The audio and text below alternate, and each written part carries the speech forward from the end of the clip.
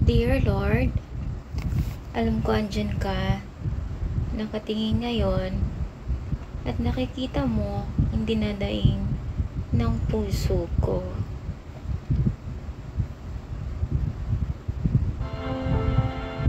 Saan man mapadpad mga paa ko, ay alam na alam mo kung saan ang hangganan nito.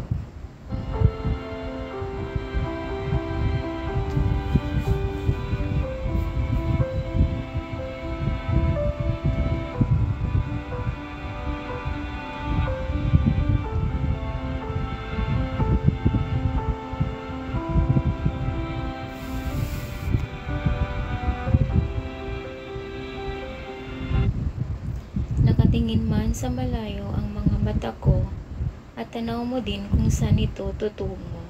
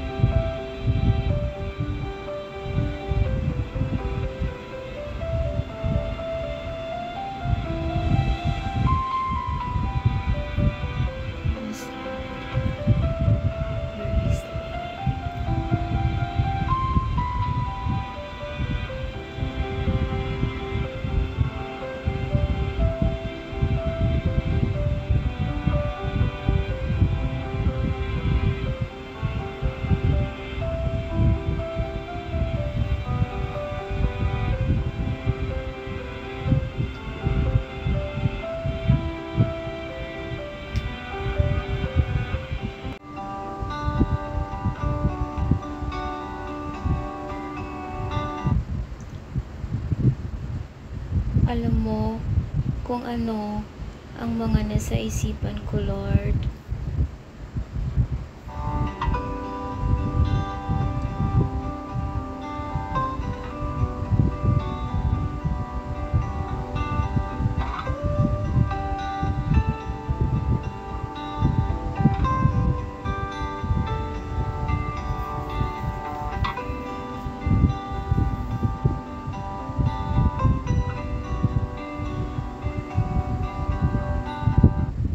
Turuan mo po sana ang aking mga paa na dalhin sa tamang landas at panatilihin akong nakatayo sa kabila ng mga problema dumadating sa aming pamilya.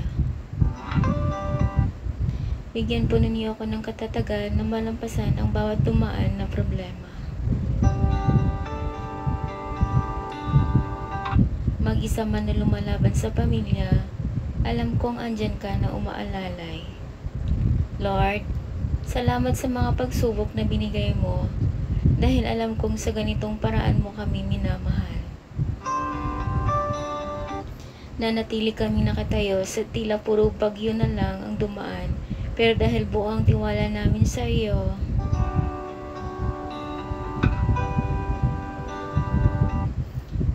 at ang sinabi mo noon na kami ay humiling at iyong bibigyan.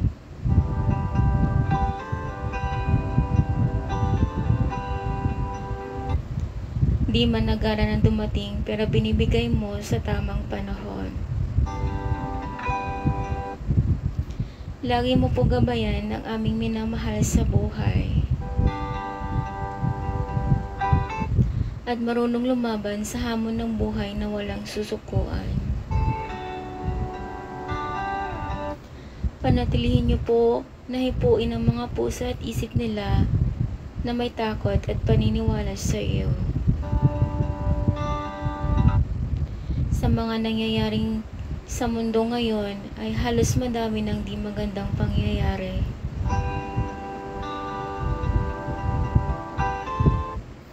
Mulatin niyo po kami sa liwanag at iwasan ang mga temptasyon.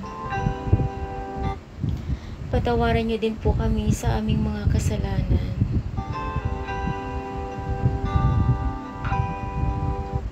At panatilihin niyo pong nakatayo ang aming mga sarili.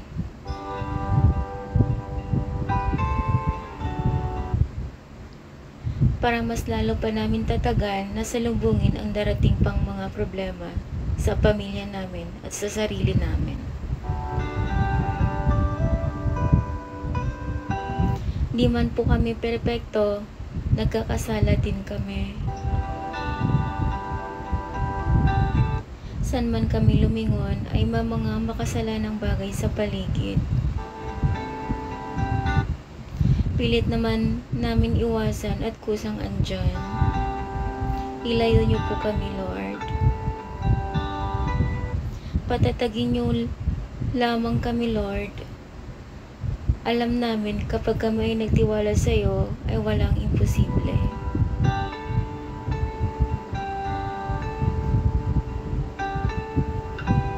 Gumawa man kami ng sarili naming paraan, pero kung di sa tamang oras na iyong inilaan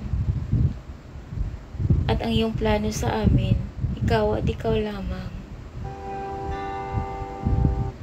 ang nakakaalam. Sa ngalan ng Ama. Amen.